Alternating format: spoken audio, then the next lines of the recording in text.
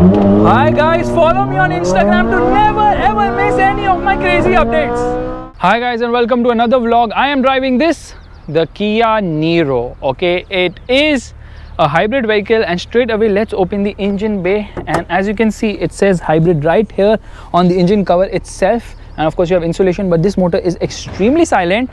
And obviously the hood kind of feels light, but the design is really nice. Up front we have the trademark Kia Tiger grille, and you know what, these flaps actually open and close. So after I think 30 miles per hour these flaps close to improve aerodynamic efficiency. And over here we get cornering lights. You can see air vents here which channel it to the wheels. Again, a lot of aerodynamic efficiency on this vehicle in order to improve the fuel economy. Projector light here, and the design looks really nice. Now this is a crossover or rather an SUV. You get front parking sensors, looks lovely in this blue shade. In fact, on the hood also you get this beautiful design treatment. So Kia has done a great job in terms of design. Obviously the car looks really very nice, and that's what makes Kia cars actually stand out. It is the design.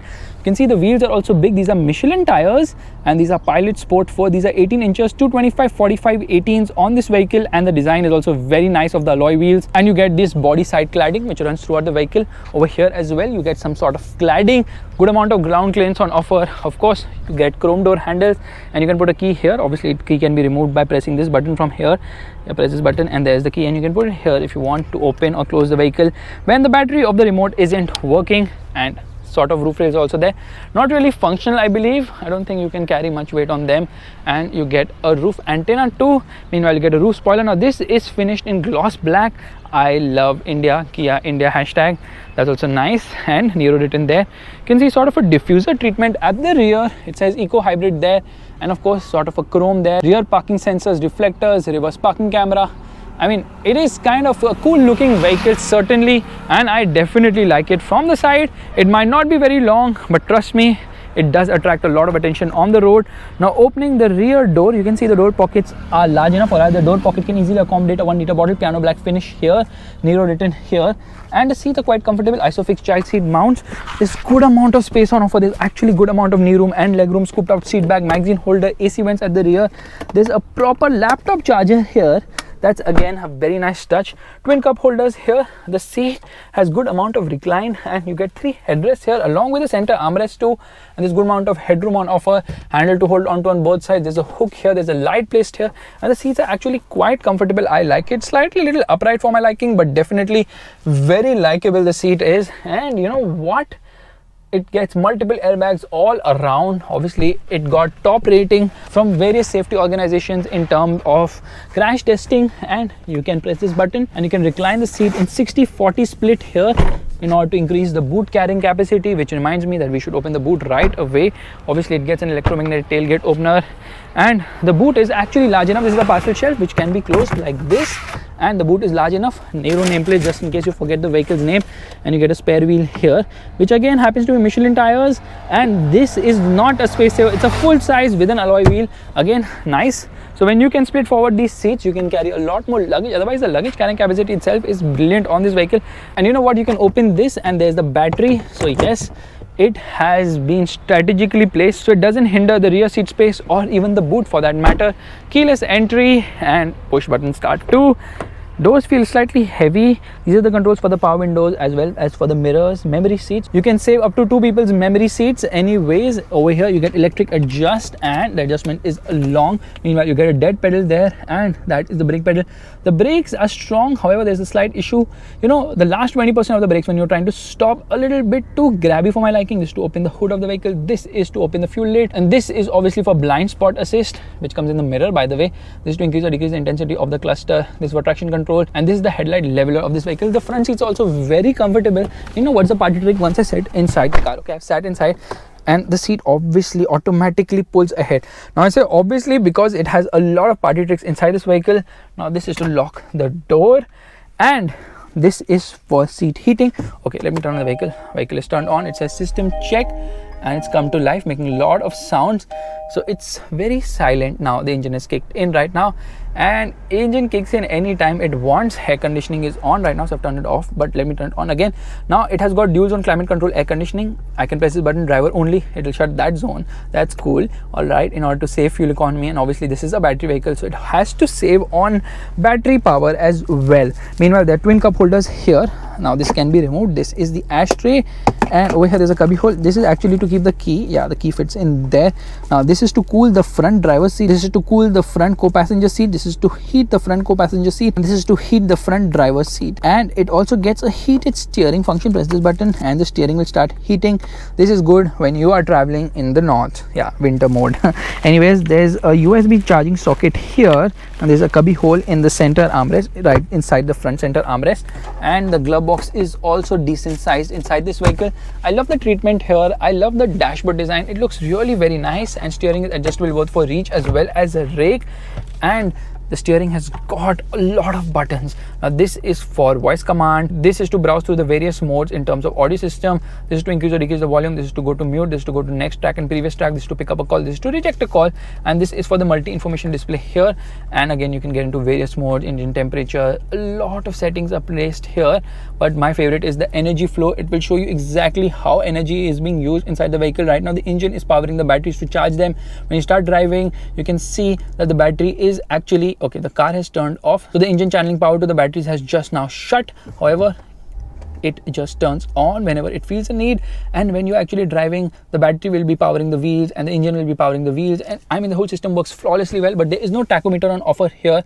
The speedometer on the right. On the left we've got an energy meter which shows charge, eco and power, how much you're using. Accordingly, EV mode below, it's showing it in EV mode right now, and over here it's showing distance to empty. It has a long range. Right on top of the distance to empty, it's showing how much power is left in the battery. Below it, it's showing how much fuel is left, and in the center obviously it's showing you the gear position as well as the outside temperature, which happens to be 38 degrees. There's an odometer there, and you know what, you can browse through various things here. You can get into driving style, economical 35%, normal 44%, aggressive 21%, digital speedometer. Trip meters are here, which not only tell you how many kilometers you have driven on a particular trip, but also your average speed and driving time as well. And here showing me the fuel economy as 8.9 liters per 100 kilometers. Well guys, you do the maths. Been sitting in this car all day long. Anyways, over here are the controls for the wipers. The wipers work really very well. Lot of spray coming on the windscreen, and these are the controls for the headlights. It gets automatic headlights, it gets automatic wipers as well, but the placement is not what is usually the case with Korean cars. Now obviously Kia is very aggressive in the US, so I think this car is made for the US market. Auto dimming inside rear view mirror. There's a sunglass holder here, and over here on the visor you obviously get a mirror along with a light which has to be manually turned on. Same is the case here as well. Meanwhile, there are multiple lights placed here. It also gets a sunroof over here.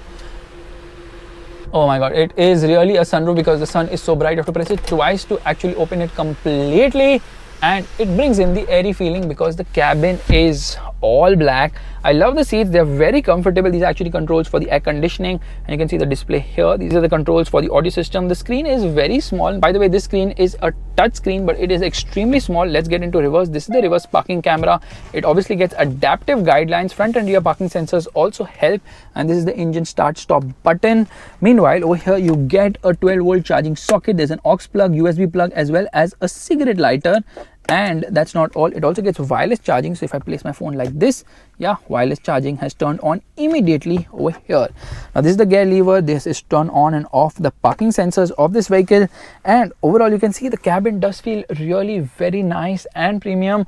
Although this is not the latest generation of a car because they made an update which gets a bigger touchscreen. Obviously it says eco hybrid just in case you're forgetting about the same. Meanwhile, let's quickly listen to the audio system.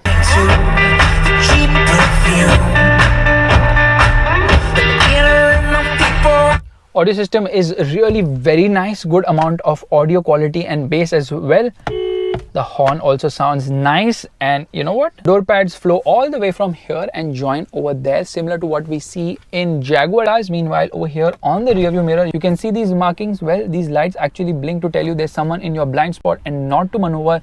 So blind spot monitoring is extremely cool, and of course works brilliantly well too. However, let's get driving. Before that, let me tell you that the handbrake is placed here.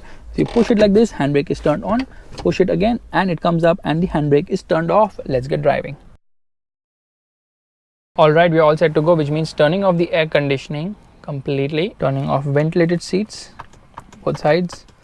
Obviously turning off traction control, getting into drive, getting into sport, and we are good to go. And this is a very different kind of a launch right now because I'm on pure EV mode. The engine hasn't kicked in yet, so you can feel the silence. It is so refined. Now on this electric power alone, it can go up to 20 kilometers, which might not be much, but remember, this is a hybrid vehicle. This is not an electric car. And just see how smooth it is. You cannot hear anything. It feels as if it is going down due to gravity, and that is just stupendous. Now of course, being a hybrid has its benefits. The engine will kick in any moment.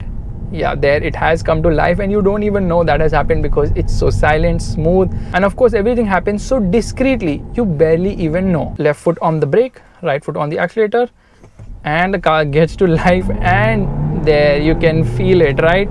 Let me get into manual shifts, and of course in manual shifts it's going to hold on to a gear only to the red line, then it's going to upshift obviously. But then the thing is that, oh my god, the engine kicks in so late at times. You can feel the engine kicking in, and it actually sounds quite smooth as well. Now again we're going to do a launch, but it is so freaking silent. Shh. Now again it's off in EV mode, hard onto the throttle, and there the motor kicks in. It is so smooth and refined. This is a 1.6 liter GDI motor. GDI stands for gasoline direct injection, and of course this motor is absolutely sensational in terms of refinement. It is so silent, and more than the silence, it has good amount of punchy performance on offer as well. This 1.6 liter engine produces 104 horsepower and 147 Newton meters of torque. But it's really the electric motor which produces a lot more, because the combined output happens to be 140 horsepower and 265 Newton meters of torque. And that's the reason why this motor feels so punchy. There's good amount of thrust in the mid-range, and as you get hard into the throttle, there's always so much punch on offer. That's something which is really brilliant on the Kia Niro. Here we go again. Yeah, I missed the tachometer for sure, but let me tell you that overall performance is great. 0 to 100 kilometers per hour takes around 12 seconds, which is respectable for a vehicle of this size. But out on the highway, you really have to ask for a downshift if you want to get going quickly and make an overtake. By the way, this car has a 6-speed gearbox, which obviously offers smooth shifts, and you can manually take control of things as well. Now there are two modes. One is drive mode and one is sport mode. In sport mode, it's a bit more sporty. It holds onto a gear, and then you can obviously manually shift as well. So definitely performance is great. The ride quality is surprisingly amazing for a car which is riding on 18-inch wheels with low profile tires, because it almost absorbs everything in its stride. The only thing is bad bumps do affect it, and you can feel a lot of the outside on the inside because the suspension makes quite a lot of noise on bad roads. But shockingly, the steering actually weighs up quite well, which is unseen in cars from these brands. But yes, the steering actually feels heavy, and at higher speeds obviously it weighs up too. So yeah, cornering isn't an issue at all, although there is body roll on offer, and that's because this car is heavy. It's quite heavy thanks to the batteries, but Kia actually made this car as a hybrid from the get-go itself, and that's the reason why weight optimization is brilliant on this vehicle. So that's the reason why you really can't see the batteries in the boot, because they have been placed strategically. And in terms of overall performance, I would say it does a great job. Now there are multiple variants available. Now obviously this is the petrol hybrid. There's also a petrol plug-in hybrid, and there's a pure electric vehicle as well. How does this hybrid system work? Well, like all other hybrid systems, while driving, if you need power, obviously the petrol engine will kick in, otherwise it runs on EV mode only. And once you get out of juice, or either in between as well, it's the engine which actually charges the battery of this vehicle. Now you might think that what is the point of the engine actually charging the battery of the vehicle, because obviously fuel is being consumed in charging the battery. However, remember one thing, that electric motors are more efficient than petrol engines, because obviously the loss is lesser. That's the reason why, you know, there is much more grunt on offer thanks to the batteries alone. And we all know that electric cars produce all their torque right from get-go, that is from 0 RPM itself, and that is one of the big reasons why this car actually feels so peppy to drive. And fuel economy is also great. This one returns around 20 kilometers per liter, although cars of this category with this similar engine will return nothing more than 12 kilometers per liter. And every time I get on the gas, I realize that there is good surge of power, good amount of mid-range on offer. Yes, top end could have been better, but overall in the scheme of things, this has more than ample grunt both for city as well as highway driving, and it's actually also a very fun car to drive. It corners well, remains glued to the road, and body roll is kind of well contained, although there is a lot of it due to the heavy batteries. And what I really like about this vehicle is the ride quality. It actually glides through. High speed stability is also great. Top speed of this vehicle is around 160 kilometers per hour, which isn't much, but then again the batteries have its restrictions. I don't even know why they are given traction control. It doesn't need traction control at all. Power is channeled to the front wheels. There is no option of four-wheel drive, not in India, not globally, and somehow, you know, it actually runs into a wall. All of a sudden, I think battery juice is gone. So like I was telling you, how the whole system works is basically the engine will charge the batteries when the batteries are out of juice, and when you're braking, there's regenerative braking, which obviously charges the battery again. And when you are throttling hard, obviously the battery as well as the engine both are combined powering the vehicle, and there are times when there's pure EV mode only, which results in better fuel economy over here. So as you can see, the Kia Niro is a very interesting vehicle. It has good amount of features, it drives well, and shockingly the steering also offers good amount of feel and feedback for a Korean vehicle, which actually was surprising for me because I really did not expect anything in terms of the handling department. But this is a vehicle which is smaller than Kia Sportage, and if launched in India should be priced somewhere around 20 to 25 lakhs, which will make it quite attractive considering it is a hybrid vehicle and quite fuel efficient as well. With BS6 emission norms kicking in real soon, it means that diesel engines will be out of business in smaller cars, and that's where hybrid will actually work quite well. The only gripe I have is at 100 kilometers per hour, all of a sudden you feel you have hit a wall, because I mean it stops accelerating, then it recovers. I think the battery goes into limp mode, then it realizes okay, now we need to move forward. Another problem with batteries is that in hotter climates it will not return the kind of fuel economy you would expect, and obviously batteries also wear out quite fast in hotter environments. However, Kia offers the Niro with a 10-year battery warranty in the United States, although I'm not sure what warranty we will get when this vehicle is launched in the Indian market. So if I have to put it into perspective, I would say that the Kia Niro is quite an attractive vehicle. Do not expect sporty driving feel from this car, because this is not about sporty driving feel. It is more about comfort, it's more about refinement, and obviously fuel efficiency as well, and that's where it excels. Yeah, around the corner I'm not that scared usually, which is the case when you're piloting a Korean car hard and fast, and even on bad roads somehow it does quite a good job. Imagine the car which will be launched in India will obviously get smaller wheels, which are higher profile tires, and that will result in even a better ride quality. I don't understand how they managed to do such a great job with the ride and handling balance of the Niro, because usually electric vehicles or other hybrid vehicles don't handle that well owing to the battery weight, and of course they dial in some softness for a better ride as well. It almost never starts on engine power. Yeah, there you saw hitting a wall effect. But overall performance is quite great, and I'm thoroughly impressed by the Niro. So guys, this is my review of the Kia Niro, which I feel has great potential in the Indian market. A hybrid vehicle which is affordable, efficient, and of course attractive as well, is something which Indians will love. And if you like this video, you know what you have to do. Give it a thumbs up, that's a like button, and also subscribe to the channel. I will see you guys in the next video real soon. But before that, let's go through this corner with some sort of enthusiasm. And yeah, the Niro kind of made it quite well, and I am sweating. It's time to end this vlog. See you guys in the next video. Oh my goodness, I told you, right? Bad bumps can affect it. The camera has moved all over the place. Annabelle 2 is saying it's good to go, and the vlog is over.